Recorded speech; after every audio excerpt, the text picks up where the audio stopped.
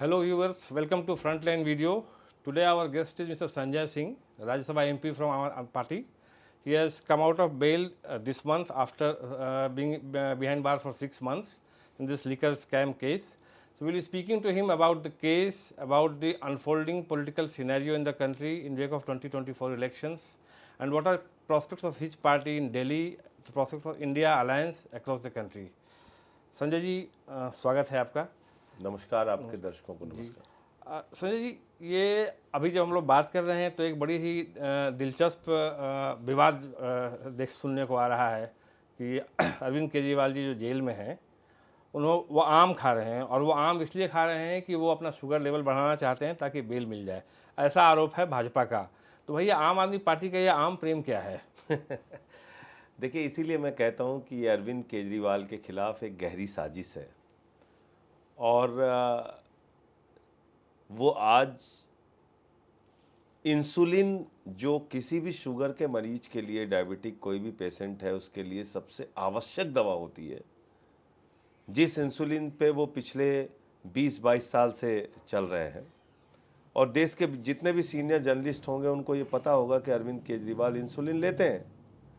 उनको इंसुलिन नहीं दी जा रही है जेल के अंदर, उनके जीवन से खिलवाड़ किया जा रहा है। जब वो ईडी की कस्टडी में थे तो उनका शुगर लेवल 45 तक पहुंच गया था। आप जानते हैं शुगर के मरीज का कभी शुगर हाई होता है, कभी अचानक डाउन होता है। जब डाउन होता है तो उनको मीठा खाना पड़ता है। ये किसी सामान्य डॉक्टर से भी आप पूछेंगे बता देंगे। पता नहीं क्यों बदनाम करने पे लगे हुए अरविंद केजरीवाल को। और मैं आपको कोर्ट का ऑर्डर दिखाता हूं जो आपके दर्शकों को और पूरे देश को पता होना चाहिए। ये तो मैंने अपने घर में नहीं लिखा, ये तो माननीय कोर्ट का ऑर्डर है। उसके बावजूद बीजेपी वालों की हिम्मत देखिए कि वो खुलेआम जो है वो कामना कर रहे हैं, जश्न मना रहे हैं अरविंद केजरीवाल की बीमारी का। Jail authorities, it means dispensary, jail hospital, the jail superintendent concern is also hereby directed to provide the accused applicant with isabgol, glucose, toffees, banana as and when required in case of sudden fall of his sugar level। ये तो लिखा हुआ है साफ साफ court के order में। ये तो मैंने अपने घर पे तैयार नहीं किया। आपने और ईडी की हिम्मत देखिए कि उसी कोर्ट में खड़े होकर कह रहे हैं कि साहब ये केला खा रहे हैं, आम खा रहे हैं, टॉफी खा रहे हैं, इसलिए इनकी शुगर बढ़ रही है, जमानत लेने के लिए। आपने एक और बात कही कि तो मैं फिर यही दोहरा रहा हूं इस बात को कि ये एक गहरी साजिश है उनके जीवन के साथ खिलवाड़ करने की। कोई भी डायबिटिक पेशेंट होगा उससे आप पूछिएगा, शुगर लेवल जब डाउन होता है तो उसको तुरंत कोई ना कोई मीठी चीज खानी होती है। जी जी, इसमें लिखा हुआ है ग्लूकोज, टॉफीज, बनाना। आपने जब ये कहा कि उनके खिलाफ एक षड्यंत्र है, अब सुनिए, आप 48 बार उनका कुल खाना गया है। 48 बार में एक बार प्रसाद के तौर पे आलू पूड़ी गई है। तो इसीलिए मैं कह रहा हूं ना साजिश है कि 48 बार में एक मील को आप मुद्दा बना रहे हैं। 2 या 3 बार आम गया है। तो मेरे ख्याल से इनका इंटेंशन जांच करना है ही नहीं है। इनका इंटेंशन तो अरविंद केजरीवाल को कस्टडी में रख के प्रताड़ना देना है, उनके मनोबल को गिराना है, उन पे झूठे आरोप लगाना है, उनको बदनाम करना है, आम आदमी पार्टी को खत्म करना है। आप जब ये कहते हैं कि उनके खिलाफ एक षड्यंत्र हो रहा है तो आपको क्या डर है? जैसे आपका बयान हमने देखा, आपने कहा कि उनके खिलाफ एक बहुत बड़ी कॉन्स्पिरेसी हो रही है। क्या संदेह क्या है आपको? ये मैंने तब भी कहा था जब मैं खुद कस्टडी में था। जी, आपको याद होगा, क्योंकि जिन लोगों से इस समय हम लोग लड़ रहे हैं वो इतने खतरनाक हैं कि वो किसी भी स्तर तक जा सकते हैं। देश के गृह मंत्री डायबिटिक हैं, देश के सबसे बड़ी पार्टी के राष्ट्रीय अध्यक्ष डायबिटिक हैं। क्या हमने कभी उनकी बीमारी का मजाक उड़ाया? क्या उनको पता नहीं कि उनको कब इंसुलिन लेना पड़ता है, कब? अपनी पार्टी के लोग जो आज अरविंद केजरीवाल की बीमारी का मजाक उड़ा रहे हैं, उनको रोका उन्होंने? यही आपका आचरण है, यही सिखाया जाता है आरएसएस की शाखा में। यही सभ्यता आप लोगों ने सीखी है। यही हिंदू धर्म की शिक्षा है कि किसी की मरने की कामना करो, किसी की बीमारी का मजाक उड़ाओ, यही आपकी भारतीय संस्कृति है। अच्छा सिंह साहब, हम तो जो भारतीय संस्कृति को मानते हैं कि दुश्मन को भी अगर बीमारी हो जाए, तकलीफ हो जाए, कष्ट हो जाए, तो उसके लिए कामना करनी चाहिए प्रभु से कि वो स्वस्थ हो। जी जी, आप हमसे राजनीतिक द्वेष और दुर्भावना में इस कदर बढ़ गए हैं कि केजरीवाल की बीमारी का पूरी दिल्ली के भाजपा के नेता जितने हैं वो सब राष्ट्रीय नेता इनके मजाक उड़ा रहे हैं। अच्छा सिंह साहब, ये बीमारी और आम के अलावा जो एक बड़ा मुद्दा, गंभीर मुद्दा है, जैसे जो बार बार बीजेपी या और भी लोग उठा रहे हैं कि भाई चीफ मिनिस्टर जेल में है एक करप्शन केस में, तो वो रिजाइन क्यों नहीं करते हैं। उनका एग्जांपल दे रहे हैं कि जैसे हेमंत सोरेन के खिलाफ केस हुआ, उन्होंने झारखंड में रिजाइन कर दिया। आपके भी दो मंत्री पहले सत्येंद्र जैन और मनीष सिसोदिया जी पर केस हुआ तो उन्होंने रिजाइन कर दिया था। तो ये जेल से जो सरकार चलाने की बात है वो कितनी लॉजिकल लगती है आपको? कैसे ये कैसे जस्टिफाई कर पाएंगे? पहली बात तो ये जेल एक बेबुनियाद और झूठे केस में अरविंद केजरीवाल को भेजा गया है, और अगर ये परंपरा शुरू हो जाएगी तो देश के अपोजिशन की कोई सरकार नहीं बचेगी। कल को आप भगवंत मान पे 2 फर्जी केस करेंगे, उनको जेल में डालेंगे, इस्तीफा दो। स्टालिन पे 2 फर्जी केस किया, जेल में डाला, इस्तीफा दो। विजयन पे 2 फर्जी केस किया, जेल में डाला, इस्तीफा दो। सिद्धारमैया, रेवंत रेड्डी, ममता बनर्जी, सबके साथ आप यही करेंगे। आपका मकसद कोई जांच करना तो है नहीं, आपके पास कोई प्रमाण तो है नहीं। न केजरीवाल जी के घर से 1 रुपये बरामद हुआ, न मनीष सिसोदिया के घर से 1 रुपये बरामद हुआ, न कोई संपत्ति मिली, न कुछ मिला। आपने उठा के जेल में डाल दिया। किसके बयान पे? राघव रेड्डी, मंगुंटा रेड्डी, उन्होंने कुल 8 बयान दिए, 10 बयान दिए। 8 बयान में बाप बेटे ने अरविंद केजरीवाल का नाम नहीं लिया, 2 बयान में नाम लिया। जैसे ही नाम लिया वैसे ही बेल मिल जाती है उनको। शरद रेड्डी का बयान, जिसको खुद किंग पिन कहा ईडी ने, 12 बयान उसने दिए। 12 बयान में 10 बयान में उसने केजरीवाल का नाम नहीं लिया, और अंतिम के 2 बयान में जैसे ही उसने केजरीवाल का नाम लिया उसको बेल मिल जाती है। कमर दर्द के नाम पे बेल मिली है उसको। आप बताइए मुझे, ये इन्वेस्टिगेशन है इनकी। लेकिन 2 साल के अंदर आपने 456 गवाह तैयार किए ईडी सीबीआई ने। मात्र 4 गवाहों ने अरविंद केजरीवाल का नाम लिया, और किन परिस्थितियों में लिया मैं आपको बता रहा हूं। पहले अरेस्ट, फिर लंबे समय तक जेल, फिर स्टेटमेंट, फिर बेल, फिर अप्रूवर। ये एक जो परसेप्शन जाता है कि जैसे केजरीवाल साहब जेल में हैं, हेमंत सोरेन जी भी जेल में हैं, बेल मिलने में जो देरी हो रही है लगातार, जैसे काफ़ी दिन हो गए सिसोदिया जी को जेल में गए हुए, सत्येंद्र जैन जी को जेल में गए हुए, तो कहीं ना कहीं परसेप्शन जाता है कि बिना आग का धुआं नहीं निकलता। ये देखिए, ये हाँ, इसका मैं क्लियर कर देता हूं। Is there a corruption taint? क्या आपको जस्टिफाई करना मुश्किल होता है ये? एक इसको बिल्कुल थोड़ा सा टाइम दीजिएगा, मैं विस्तार से बताता हूँ। पहली चीज़ तो ये कि पीएमएलए का जो कानून है उसकी जटिलताएं हैं इतनी ज़्यादा कि उसमें बेल मिलना मुश्किल होता है। और संजय रावत का केस पढ़ लीजिए आप। मैं अपने केस के बारे में बोल नहीं सकता इसलिए कुछ नहीं बोलूँगा। अनिल देशमुख का केस आप देख लीजिए। बिना किसी आधार के भी लंबे समय तक आप किसी आदमी को पीएमएलए में जेल में रख सकते हैं। उसमें जो बेल मिलने की कंडीशन है वो अपने आप में इतनी जटिल है, और उस पर भी अभी मामला सुप्रीम कोर्ट में विचाराधीन है। जब फैसला आएगा तो शायद इसमें सहूलियत मिले। लेकिन बेल न मिलने का मतलब ये नहीं कि वो दोषी हो गए। आपने क्या तथ्य और सबूत जुटाए ये तो बताइए आप देश को। आप जो अनरिलाइड अपॉन डॉक्यूमेंट रखे हुए हैं, ईडी का दफ्तर कोई म्यूजियम तो है नहीं। क्या आपने वहाँ पे अनरिलाइड अपॉन डॉक्यूमेंट इकट्ठा करके और वहाँ रख लिए? 20,000 पन्ने इन्होंने अनरिलाइड अपॉन डॉक्यूमेंट में रखे हैं। पता नहीं कितने डिजिटल डाटा अनरिलाइड अपॉन डॉक्यूमेंट में रखे हैं। यानी जो बयान आम आदमी पार्टी के नेताओं के खिलाफ नहीं है उसको अनरिलाइड मान के उसको आपने छिपा लिया, कोर्ट के सामने रखा ही नहीं। तो जब कोर्ट के सामने पूरा सच आएगा ही नहीं तो कोर्ट कैसे फैसला देगा? आपने सेलेक्टिव बयान उठाया, उसको कोर्ट के सामने रखा, फिर आदमी को अप्रूवर बनाया, बेल दे दी। ये आपने चलन अपनाया। आपने आपने पूरा तथ्य क्यों नहीं रखा? मैं तो पूछ रहा हूँ। 12 बयान क्या जो शरद रेड्डी के लिए गए वो 12 के 12 बयान हैं क्या कोर्ट के सामने? नहीं। 10 बयान जो मंगुंटा रेड्डी, राघव रेड्डी के लिए गए वो 10 के 10 बयान कोर्ट के सामने हैं क्या? नहीं। सिर्फ 2 सेलेक्टिव बयान हैं। तो आप तो मंगुंटा रेड्डी आज कौन है? वो टीडीपी का कैंडिडेट है। मोदी की फोटो लगा के वो वोट मांग रहा है। आपकी काउंसिल ने ये बातें कोर्ट के सामने रखी? एकदम रखी।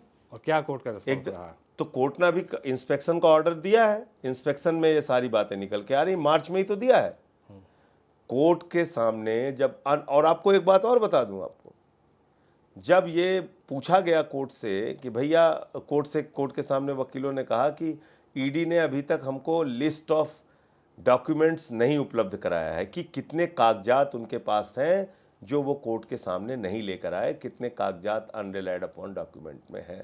आपको मालूम है 380 दिन, ऑन रिकॉर्ड बोल रहा हूँ आपके कैमरे पे, 380 दिन लिस्ट प्रोवाइड करने में ईडी को लग गया। 380 दिन के बाद बताया कि ये रिलाइड अपॉन डॉक्यूमेंट है या अनरिलाइड अपॉन डॉक्यूमेंट है। देखिए, ये इन्वेस्टिगेशन कर रहे हैं, इन्वेस्टिगेशन कर रहे हैं या मजाक कर रहे हैं आप? आपको मालूम है सेक्शन 50 जो है उसके प्रावधानों के तहत कोई भी गवाह झूठा बयान दे ही नहीं सकता। तो जब आप और ये कहा जाता है कि ये 164 के बयान के बराबर है और अगर आपने झूठा बयान दिया तो आपके खिलाफ कार्रवाई होगी। तो आपने अगर 12 स्टेटमेंट दिए सेक्शन 50 के अंदर, 10 स्टेटमेंट बाप बेटे के लिए, तो वो सारे स्टेटमेंट आपने क्यों नहीं रखे?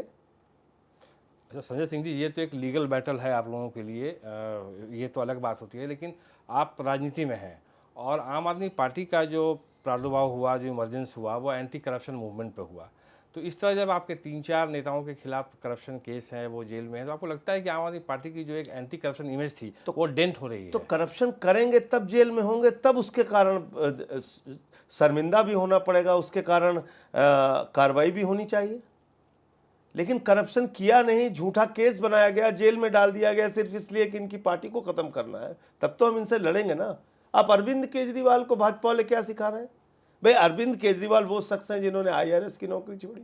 अरविंद केजरीवाल वो शख्स हैं जिन्होंने 49 दिन की सरकार से मुख्यमंत्री के पद से इस्तीफा दिया। लेकिन अगर आपका उद्देश्य ये है कि फर्जी मुकदमे बनाओ, जेल में डालो और इस्तीफा लो, फिर तो आपसे लड़ना पड़ेगा। और भ्रष्टाचार के खिलाफ मोदी जी कैसे बोलते हैं, बीजेपी कैसे बोलती है और कैसे बोल सकती है? और नैतिकता की बात आप कैसे कह सकते हैं? आप दिल्ली के मुख्यमंत्री का इस्तीफा मांग रहे हैं, जिन्होंने बिजली दिया, पानी दिया, शिक्षा दिया, स्वास्थ्य दिया, बुजुर्गों की तीर्थ यात्रा दी, माताओं बहनों के लिए बस की फ्री यात्रा दी, फ्री बिजली, फ्री पानी दिया, उसका तो इस्तीफा चाहिए आपको। और मणिपुर जो 1 साल से चल रहा है, वहां कुछ नहीं होना चाहिए, उसका इस्तीफा नहीं होना चाहिए। जिसके राज में एक कारगिल के योद्धा की पत्नी को निवस्त करके घुमाया गया, आज भी वहां हिंसा हो रही है, उस मुख्यमंत्री का इस्तीफा हुआ? उसको माला पहना के कंधे पे बिठा के घुमा रहे हैं भाजपा वाले। गृह राज्य मंत्री देश का अजय मिश्रा टेनी, उसके बेटे ने 4 किसानों को कुचल के मार दिया, उसका इस्तीफा हुआ? पहलवान बेटियों को न्याय मिला? हमसे इस्तीफा मांग रहे हो आप, और आप भ्रष्टाचार के खिलाफ बोलते हैं। प्रधानमंत्री जी, आपने मोदी वॉशिंग मशीन 2014 के बाद जो चलाई है, सारे भ्रष्टाचारियों को तो आप साफ साफ करके निकाल रहे हैं। पूरब से पश्चिम तक, उत्तर से दक्षिण तक जितने भ्रष्टाचारी हैं उनको बीजेपी में शामिल करने की मोदी जी की गारंटी है। पर आम आदमी पार्टी के ही इतने सारे नेता क्यों जेल में जा रहे हैं? जैसे क्योंकि हम ही से थ्रेट है उनको। अपोजिशन पार्टीज में और भी बड़ी पार्टियां हैं, उनको भी टारगेट कर रहे हैं। कांग्रेस पार्टी का खाता क्यों सीज किया? हेमंत सोरेन को क्यों अंदर किया? क्यों शरद पवार के पोते पे मुकदमा किया? क्यों तेजस्वी यादव और उनके परिवार को हर दिन प्रताड़ित किया जाता है, रोज CBI बुलाती है? आप बताइए ना। तो ये जो एक्शन क्यों ममता बनर्जी और उनके भतीजे और उनके मंत्रियों को रोज उनके खिलाफ कार्रवाई होती है? क्यों अब अखिलेश यादव को CBI का नोटिस मिलता है? आपको ऐसा लगता है कि ये जो सारा एक्शन हो रहा है उससे आपकी पार्टी हो या बाकी भी अपोजिशन पार्टीज हो और मजबूत हो रही है, मजबूत हो रही है या कैंपेन करने में डिफिकल्टी होगी? और मजबूत हो रही है। और देश की जनता को पता चल रहा है कि एक तानाशाह हुकूमत है इस देश के अंदर, इसको हटाना जरूरी है, वरना लोग अपने घरों के अंदर बैठे रहेंगे, ये लोग घुस घुस के मारपीट करेंगे, ऐसी परिस्थिति पैदा होगी इस देश के अंदर। ये कोई मैं खाली भड़काने की बातें नहीं बोल रहा हूँ, ये लोग खुलेआम कह रहे हैं हमें संविधान बदलना है, संविधान बदलना है। लल्लू सिंह इनके अयोध्या के सांसद वो कह रहे हैं, ज्योति मिर्धा कह रही हैं, अरुण गोविल जी कह रहे हैं, अनंत हेगड़े जी कह रहे हैं, खुलेआम कह रहे हैं हमें 400 सीट दीजिए, संविधान बदलना है। इसका मतलब देश में आरक्षण खत्म होगा, तो क्या देश के अंदर किसानों को का हक नहीं मिलेगा, महंगाई बढ़ेगी, कुछ आप कर नहीं पाएंगे। सरकारें जब तक के चाहेंगे, कहते तो ये लोग कि हम 50 साल राज करेंगे। तो देखिए, इस देश के लोगों के लिए संविधान है बाबा साहब डॉक्टर भीमराव अंबेडकर जी ने जो लिखा। भाजपाइयों के लिए संविधान जो है, जो नागपुर लिखता है, वो नागपुर का संविधान मानते हैं। इसलिए देश को सावधान होने की जरूरत है। नहीं तो ये मुद्दे जो आप उठाते हैं, तो क्या आपको लगता है कि ये ग्राउंड पे रेजोनेट कर रहा है और 2024 के चुनाव में आपको 45 क्या साल होता की हुआ दिख सबसे रहा बड़ी है? बेरोजगारी हम लोग झेल रहे हैं। 200 लाख करोड़ रुपए हिंदुस्तान के ऊपर कर्जा है। 15 लाख करोड़ रुपए पूंजीपतियों का माफ कर दिया। 3,53,000 करोड़ रुपए बैंक सेटलमेंट के नाम पे माफ कर दिया पूंजीपतियों का। नीरव मोदी 20,000 करोड़ लेके भाग गया, विजय माल्या 10,000 करोड़ लेके भाग गया, नितिन संदेशरा 6,000 करोड़ लेके भाग गया, ललित मोदी 3,000 करोड़ लेके भाग गया। कोई कार्रवाई करते हैं ये लोग?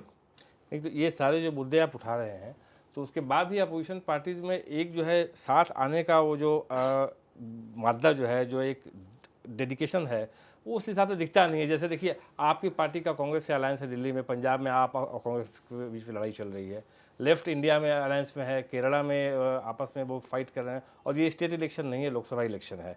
बंगाल में वो अलायंस हो नहीं पाया, ममता बनर्जी एक प्रोमिनेंट अपोजिशन लीडर हैं। तो क्या आपको लगता है ये जो कंट्राडिक्शंस हैं? देखिए, कंट्राडिक्शंस होंगे और डेमोक्रेसी में मतभेद होना ही चाहिए, नहीं तो फिर तो तानाशाही हो जाएगी।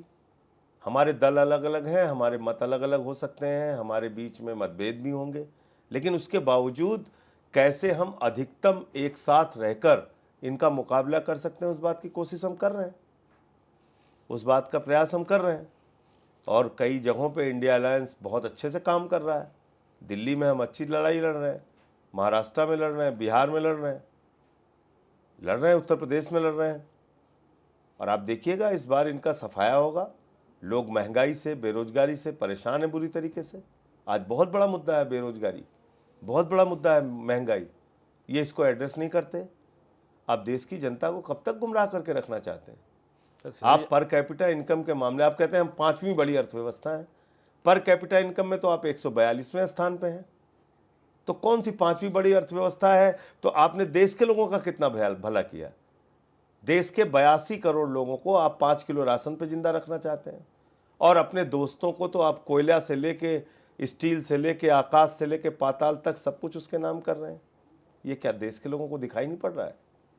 तो इसलिए मैं आपसे कह रहा हूं कि ये जो है, इस समय की जो परिस्थिति है, इसमें आपको अप्रत्याशित परिणाम देखने को मिलेगा। इनके नारे वारे का कोई असर नहीं है, और हमेशा झूठ बोलने में मास्टरी है इन लोगों को। बंगाल में बोले थे 200 पार, आई 77। दिल्ली में बोले थे 45 पार, आई 8। मिजोरम में बोले थे 21 पार, आई 1। हरियाणा में बोले थे 75 पार, आई 40। कर्नाटक में बोले थे 130 पार, आई 60-65। तो ये तो तो संजय जी, आप इंडिया अलायंस की मीटिंग में लगातार शिरकत करते रहे हैं, आपको क्या लगता है क्या और बेहतर किया जा सकता था, या अभी क्या और बेहतर देखिए, किया जा मुझे सकता लगता है है? कि सीट शेयरिंग का जो हम लोगों ने फॉर्मूला तय किया, उसको थोड़ा पहले कर लेना चाहिए था। 1 अक्टूबर तक ये चीज़ फाइनल हो जानी चाहिए थी। उसमें थोड़ा समय ज़रूर लग गया, लेकिन उसके बाद सब लोग इकट्ठा होकर अच्छे से प्रचार कर रहे हैं और लड़ाई लड़ रहे हैं।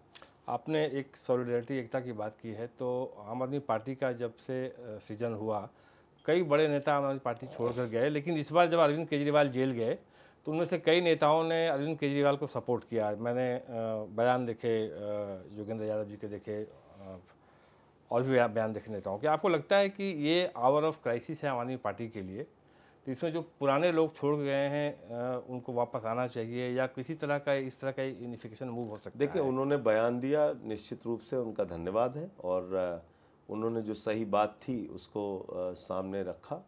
और जब एक पूरे देश के सामने ही क्राइसिस है, जो एक संवैधानिक और लोकतांत्रिक संकट है, तो उसमें वो लोग बोले, इसके लिए बहुत आभार। आपको क्या ऐसा लगता है कि इस तरीके से जो केसेस हो रहे हैं आम आदमी पार्टी नेताओं के खिलाफ में, तो बहुत सारे नए यंग लीडर जो है पार्टी छोड़ के जा सकते हैं? काफ़ी बीच में स्पेकुलेशन था राघव चड्ढा जी को लेकर भी। नहीं, देखिए, ऐसा है कि ये आपके हाथ में होता है। जी। इतिहास में 2 तरीके से आप याद किए जाते हैं, कायर के रूप में और बहादुर के रूप में, और ये दोनों आपके हाथ में होता है। आप कैसे चाहते हैं कि आपको याद किया जाए, कायर के रूप में या बहादुर के रूप में? तो समय के हिसाब से ये चीज़ें तय होंगी। आज संकट है पार्टी के ऊपर, सारे लोगों को साथ में खड़े रहना चाहिए। और जो खड़ा हो रहा है उसको भी लोग देख रहे हैं, जो नहीं खड़ा हो रहा है उसको भी लोग देख रहे हैं, जो पार्टी छोड़ रहा है उसको भी देख रहे हैं। बाकी पार्टी ऐसे संकट के समय में मुझे लगता नहीं कि कोई छोड़ेगा। एक राजकुमार आनंद को छोड़ के अभी तक ऐसा कोई दूसरा मामला नहीं आया। और पंजाब में एक जो हमारे सांसद थे और विधायक थे वो गए, लेकिन दिल्ली के अंदर मैं आपको ये कह सकता हूँ, जो पार्टी छोड़ के जाएगा उसका कोई राजनीतिक भविष्य नहीं है। कितने लोग पार्टी छोड़ के गए, आप देखिए क्या हुआ उनके साथ। क्या जनता ने उनको दोबारा वोट दिया? क्या वो दोबारा जीत के आ पाए? नहीं आ पाए। क्योंकि दिल्ली के लोग इस बात को महसूस करते हैं कि अरविंद केजरीवाल ने उनकी ज़िंदगी में बदलाव लाया है, उनकी सरकार ने काम किया है, और इसलिए हम लोग उनके साथ खड़े रहेंगे, और वो हमारा साथ दे रहे हैं।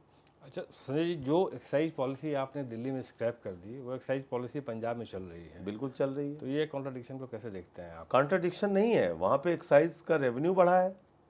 अच्छा, ये पॉलिसी ठीक थी, लेकिन उसके इम्प्लीमेंटेशन में बहुत सारी प्रॉब्लम्स आई, क्योंकि लैंड हमारे पास नहीं, लॉ एंड ऑर्डर हमारे पास नहीं, और बाद में पूरी बीजेपी और एलजी लग गए इस पॉलिसी को पूरी तरीके से कैसे ख़त्म हो।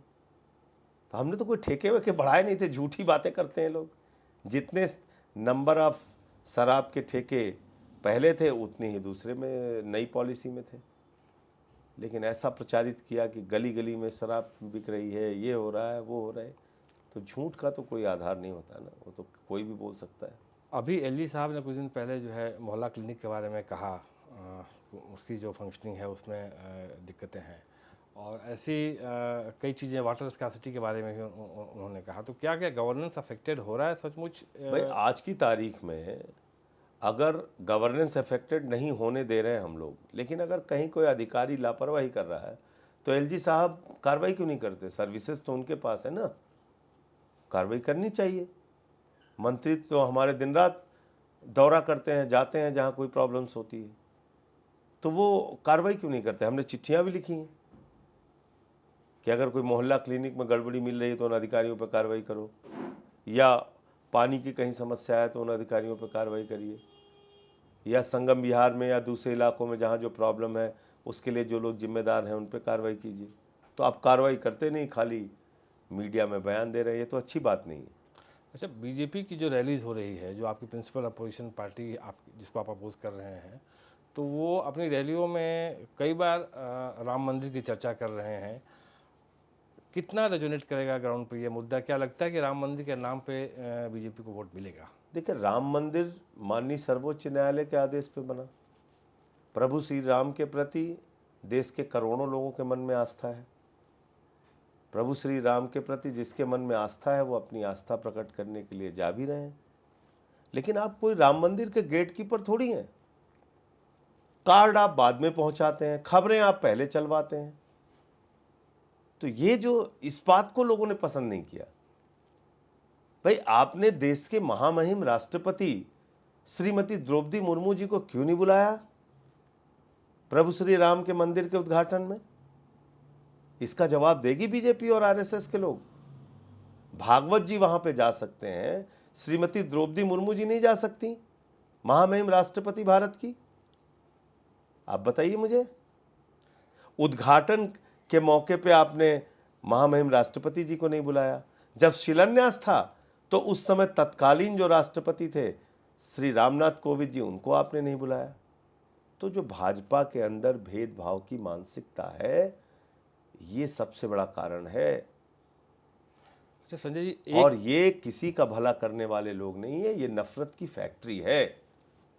इनके मन में ऊंच नीच, भेदभाव, दलित, पिछड़ा, ये सब भरा पड़ा हुआ है। संजय जी, दलितों से, पिछड़ों से भेदभाव करते हैं ये लोग। मैं पूरी जिम्मेदारी से ये बात आपको कह रहा हूं। और कैसे आप हिंदुओं का भला कर रहे हो भाई? क्या भला कर रहे हो हिंदुओं का आप? अगर इस देश में बेरोजगारी बढ़ेगी तो सबसे ज्यादा आबादी हिंदुओं की है, बेरोजगारी से सबसे ज्यादा प्रभावित हिंदू हो रहा है। महंगाई बढ़ेगी तो सबसे ज्यादा आबादी हिंदुओं की है, महंगाई से सबसे ज्यादा मार हिंदू झेल रहा है। अशिक्षा बढ़ेगी तो सबसे ज्यादा मार हिंदुओं पे। स्वास्थ्य की बदहाली होगी तो सबसे ज्यादा मार हिंदुओं पे। किसानों की बदहाली होगी तो सबसे ज्यादा मार हिंदुओं पे। तो हिंदुओं की तो आबादी सबसे ज्यादा है इस देश में। तो जब आप हमारी समस्याओं का ही समाधान नहीं कर रहे हैं तो इसका मतलब आप खाली बातें कर करके हिंदुओं के ही अधिकार को सबसे ज्यादा प्रभावित कर रहे हैं। अच्छा तो संजय जी, आप कब तक इस बात को लेके मूर्ख बनाते रहेंगे इस देश के लोगों को? इसलिए मैं आपको कह रहा हूं, इस बार का चुनाव जाति धर्म के नाम पे नहीं हो रहा है। महंगाई के, बेरोजगारी के, इलेक्टोरल बॉन्ड का जो भ्रष्टाचार इनका सामने आया है, भारत और दुनिया की सबसे बड़ी पार्टी इलेक्टोरल बॉन्ड के भ्रष्टाचार में, उसकी रिश्वत में सर से पांव तक डूबी हुई है। ईडी का आज छापा पड़ रहा है, सीबीआई का आज छापा पड़ रहा है, कल बीजेपी को चंदा मिल रहा है। आज ईडी का छापा, कल बीजेपी को चंदा, आज ईडी का छापा, कल बीजेपी को चंदा, आज इनकम टैक्स का छापा, कल बीजेपी को चंदा। ये इस देश के लोगों को समझ में नहीं आ रहा है। आज एक कंपनी आपको चंदा दे रही है, कल ठेका पा रही है। आज चंदा दे रही है, ठेका पा रही, चंदा दे रही, ठेका पा रही। 3,08,000 करोड़ रुपए के ठेके आपने अलग अलग कंपनियों को चंदा लेने के बाद, रिश्वत लेने के बाद दी है। और जिस इलेक्टोरल बॉन्ड को 5 जजों की खंडपीठ ने, मुख्य न्यायाधीश ने अनकॉन्स्टिट्यूशनल घोषित किया, उस इलेक्टोरल बॉन्ड को हमारे प्रधानमंत्री जस्टिफाई कर रहे हैं एक इंटरव्यू में। ये क्या दिखाता है? ये इस बात को दिखाता है कि पूरी की पूरी भारतीय जनता पार्टी सर से लेकर पांव तक भ्रष्टाचार में डूबी हुई है। और इसीलिए मैं बीजेपी के बारे में कहता हूं कि जब भ्रष्टाचार के बारे में भाजपाई बोलते हैं तो लगता है ओसामा बिन लादेन और डाकू गब्बर सिंह अहिंसा पे उपदेश दे रहे हैं। इनको बोलने का कोई अधिकार ही नहीं है। जी, एक जो बात हो रही है कि चूँकि जैसे आम आदमी पार्टी की रीजनल पार्टी है, ऐसी कई रीजनल पार्टीज हैं जिन्होंने भाजपा के खिलाफ स्टेट में चुनाव जीते हैं, लेकिन बात जब लोकसभा चुनाव की आती है तो ये होता है कि भाई प्रधानमंत्री कौन होगा, और हम किसी ऐसी पार्टी को वोट दें कि जो दिल्ली में सरकार बना पाएगी नहीं पाएगी। तो आपको लगता है कि कहीं ना कहीं एक जो नेशनल ये फेस जो है, मीडिया परसेप्शन जबरदस्ती का चलाया जाता है। जी एक खूबी बताइए जो हमारे प्रधानमंत्री की है जिससे देश का भला हुआ है। नोटबंदी से देश का भला हो गया। जो आदमी खुलेआम सभाओं में कहता है कि हमें गांव गांव में शमशान बनाना है, यही तो सोच है उनकी। क्या कहते हैं, गांव गांव में कब्रिस्तान है तो शमशान होना चाहिए कि नहीं होना चाहिए? शमशान बनाने की कामना एक प्रधानमंत्री कर रहा है। स्कूल बनाने के, अस्पताल बनाने का कोई विजन नहीं उसके पास, शमशान बनाना है गांव गांव में। तो आप मुझे बताइए, जो एक, मैं इनको नफरत की फैक्ट्री कहता हूं इस पार्टी को, दिन रात जो लोग नफरत फैलाने का काम करेंगे वो तो ना इस देश में सुकून ला सकते हैं, ना अपने घर में अमन चैन और सुकून से रहते होंगे, मुझे बिल्कुल भरोसा है इस बात का। तो उनके पास विजन क्या है? क्या है प्रधानमंत्री जी जो इस देश के लिए कर दिया उन्होंने? 3 काले कानून लाए, 1 साल तक किसानों को सड़क पर बिठाए रखा। अग्निवीर लाए, 4 साल में नौकरी से बाहर करेंगे जवानों को। क्या ऐसा काम कर दिया बताइए ना? 120 रुपए का पेट्रोल बिका, 100 रुपए का डीजल बिका, 250 रुपए का सरसों का तेल बिका। क्या किया? नहीं, मेरा जो सवाल आपसे है, आपने यही कहने की कोशिश की, जो मीडिया में परसेप्शन चलाया जाता है कि भैया इतने महान प्रधानमंत्री हैं नरेंद्र मोदी जी कि उनके मुकाबले में तो कोई है ही नहीं है। जी जी, नहीं मेरा सवाल ये उनसे हो रहा है, काबिल इंडिया गठबंधन के पास एक नहीं अनेक नेता हैं। और किसी एक नेता के नाम पे मतैक्यता हो जाएगी बाद आराम में, से हो जाएगी, आराम से हो जाएगी, क्योंकि ये जो लोग पूछ रहे हैं आराम से हो कि जाएगी। इंडिया अलायंस का फेस कौन है। हर नेता इतना काबिल है जो आपको ये कभी नहीं कहेगा कि मौसम खराब था तो रडार में नहीं आएगा। तो आपको लगता है लैक ऑफ फेथ इससे तो काबिल है ना नेता कोई? इतना, हर नेता इस बात इतना काबिल है कि वो कभी नहीं कहेगा कि सिकंदर जब बिहार में आया था तो बिहारियों ने मार के भगाया था। कभी गया सिकंदर बिहार में? तक्षशिला को बिहार में पहुंचाया था कि नहीं हमारे प्रधानमंत्री जी ने? आप बताइए। बाबा गोरखनाथ जी की, गुरु नानक देव जी की और कबीर जी की एक साथ मीटिंग करा देते हैं प्रधानमंत्री। उससे काबिल नेता कोई देश में है ही नहीं है। तो आपको लगता ये है कि कैसा मीडिया परसेप्शन बनाया जाता है प्रधानमंत्री के बारे में? आपको लगता है चुनाव के बाद जो है, जो इंडिया अलायंस की पार्टियां हैं वो किसी एक चेहरे पे सहमत हो जाएंगी? सहमत हो जाएंगी, बिल्कुल सहमत हो और जाएंगी। चेहरा कितना इंपॉर्टेंट है आपके लिए लोकसभा चुनाव में, आपको कितना महसूस होता है? आज मुद्दे इंपॉर्टेंट हैं ज्यादा। चेहरे पर वोट दे दे के लोगों ने देख लिया ना। भाई प्रधानमंत्री जी ने, मैंने तो आपसे पूछा ना कि कौन सा ऐसा काबिल प्रधानमंत्री होगा जो अपने इंटरव्यू में कहेगा कि मैंने कहा मौसम खराब था, रडार में नहीं आएगा। तो वो काबिल कहां से हो गए? जो ये बताया जाता है कि भैया इनसे काबिल को ना इतिहास का पता है, ना भूगोल का पता है, नोटबंदी लाके आप पूरे देश को लाइन में खड़ा कर देते हो, कहते हो थाली बजाओ कोरोना दूर होगा, थाली पीटो कोरोना दूर होगा, और पूरे देश का कहता है अरे भाई मोदी से ज्यादा काबिल इस धरती पे आज तक कोई पैदा ही नहीं हुआ। ये क्या है? मतलब मैं बड़ा हैरान होता हूं। अगर थाली बजाने से कोरोना दूर होता है, भाई कुछ तो मेडिकल साइंस, कुछ तो बुद्धि का इस्तेमाल करिए। एक आखिरी ताली सवाल, थाली बजा के आप कोरोना दूर कर रहे हैं। एक आखिरी आपने सवाल, देश को मूर्ख बना रखा है। एक आखिरी सवाल आपसे, जो बीजेपी का एक मॉडल है जो वो सेल हार्ड सेल करने की कोशिश करते हैं, मोदी मॉडल है, मोदी मोदी मैजिक वटेवर। आम आदमी पार्टी का ऑल्टरनेटिव मॉडल क्या है, या for that matter India alliance का ऑल्टरनेटिव मॉडल? क्यों जनता जो है आम आदमी पार्टी या विपक्षी दलों को वोट दे? आप क्या देखिए महसूस करते हैं? देखिए हम ये मानते हैं कि एक ऐसी सरकार होनी चाहिए जो ऐसा अर्थव्यवस्था का मॉडल लाए जिसमें सबकी भागीदारी हो, एक ऐसा अर्थव्यवस्था का मॉडल लाए जिसमें सबकी जेब में बचत हो और सब बाजार की व्यवस्था में कंट्रीब्यूट कर सकें। आज दिल्ली का मॉडल जिसकी आलोचना करते हैं ये लोग फ्रीबीज के नाम पे, भाई जब आप लोगों को सशक्त और मजबूत नहीं बनाएंगे तो वो कैसे बाजार की अर्थव्यवस्था में शामिल होंगे? आपकी इकॉनमी कैसे आगे बढ़ेगी? कैसे पर कैपिटा इनकम इंसान की बढ़ेगी? दिल्ली का अर्थव्यवस्था का मॉडल क्या है? बिजली फ्री, पानी फ्री, शिक्षा फ्री, स्वास्थ्य फ्री। ये जो बचत होती है हर घर में, बस की यात्रा फ्री, इसको क्या करते हैं वो लोग? बाजार की अर्थव्यवस्था में खर्च करते हैं, तो इकॉनमी चल रही है। आप क्या करते हैं? सारा पैसा जनता से उठाओ और अपने एक दोस्त को दे दो। ये प्रधानमंत्री जी का अर्थव्यवस्था का मॉडल है। इससे लोगों का भला नहीं होगा, लोग कभी सशक्त नहीं हो पाएंगे। जब आपको लोगों को, आज पर कैपिटा इनकम के मामले में दिल्ली सबसे आगे है। आज हमारी स्टेट जीडीपी सभी राज्यों से आगे है। तो हमारा जो अर्थव्यवस्था का मॉडल है, हम चाहते हैं कि इसका विस्तार पूरे देश में हो। जो इंसान की जिंदगी की मूलभूत ज़रूरतें हैं वो या तो न्यूनतम दाम में मिलनी चाहिए या फ्री मिलनी चाहिए, और जो टैक्स का पैसा है उसका सदुपयोग होना चाहिए जनता के ऊपर। वो टैक्स का पैसा ऐसा ना हो कि उठा के आप बैंकों का पैसा, टैक्स का पैसा चंद लोगों के ऊपर लुटा दें। वो अर्थव्यवस्था बहुत खतरनाक है जो प्रधानमंत्री जी चला रहे हैं। धन्यवाद संजय जी, एक बहुत ही अच्छी बातचीत आपसे हुई, आपने अपने बिजी शेड्यूल से हमारे लिए समय निकाला। So this was mister Sanjay Singh, AAP MP. We have had a very free willing chat with him on a variety of issues. As election advances in new stages, we'll have more guests. Till then, goodbye.